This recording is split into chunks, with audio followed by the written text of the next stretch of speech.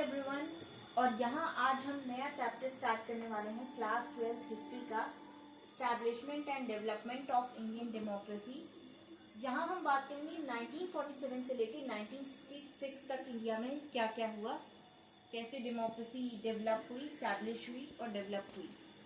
इसके बाद 1966 के बाद क्या हुआ 70s तक, 70s एंड 80s तक, उस बारे में हम नेक्स्ट चैप्टर में बात करेंगे। तो अभी इसकी बात कर लेते हैं। तो इसके पहले आपको जान लेना ज़रूरी है कि आपके सेशन के लिए, यहाँ मैं बात कर रही हूँ 2024 to 25 वाले सेशन के लिए। अभी का जो सेशन है उसमें जो सिलेबस है आपका, रेफ्यूजी प्रॉब्लम और रिवर वाटर डिस्प्यूट्स जैसे टॉपिक को कट कर दिया गया है। आपको सिर्फ पढ़ना है role of Sardar Patel in the integration of princely states, Kashmir, Junagadh and Hyderabad का integration as a in the Indian union. लेकिन इसके बारे में आपको पहले ही बता दूं कि ओरिजिन ऑफ कश्मीर प्रॉब्लम जो आपका टॉपिक है वो भले आपके सिलेबस में नहीं है, बट अगर आपको कश्मीर के बारे में जानना है तो आपको वो पढ़ लेना चाहिए अच्छे से, उसके बारे में इंफॉर्मेशन होनी चाहिए आपके पास। नेक्स्ट टॉपिक है फर्स्ट जनरल इलेक्शंस, जो कि होते हैं 1951 से 52 में।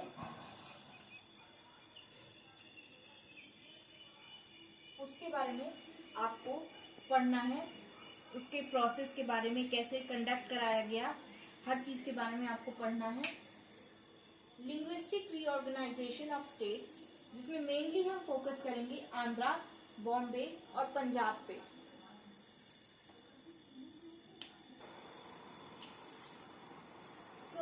अब हम पहला टॉपिक पढ़ेंगे इंटीग्रेशन ऑफ प्रिंसली स्टेट्स।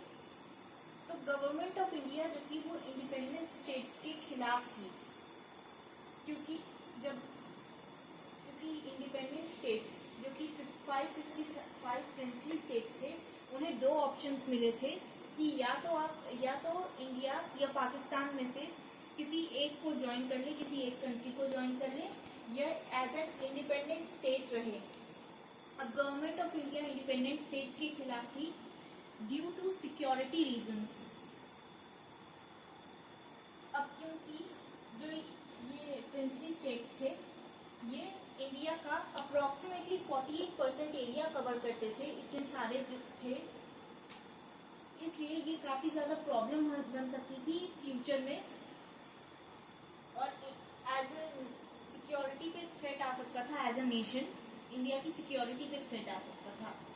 तो सरदार वल्लभ भाई पटेल ने सजेस्ट किया कि इन सारे प्रिंसली स्टेट्स को इंडिया के साथ ही मर्ज कर दिया जाए, और इसकी जिम्मेदारी वीपी मेनन ने सरदार वल्लभ भाई पटेल को ही दी कि ये जिम्मेदारी उन्हीं की होगी, कन्विंस करने की, प्रिंसली स्टेट के रूलर्स को कन्विंस करने की कि वो इंडिया के साथ मर्ज कर सकें।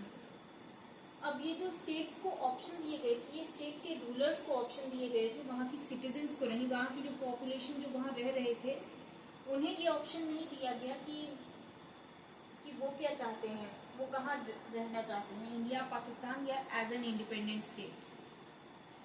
तो सरदार वल्लभ भाई पटेल ने सभी प्रिंसली स्टेट्स के साथ नेगोशिएट किया, उनसे बात करी एंड उन्हें कन्विंस किया इंडिया में मर्ज होने के लिए।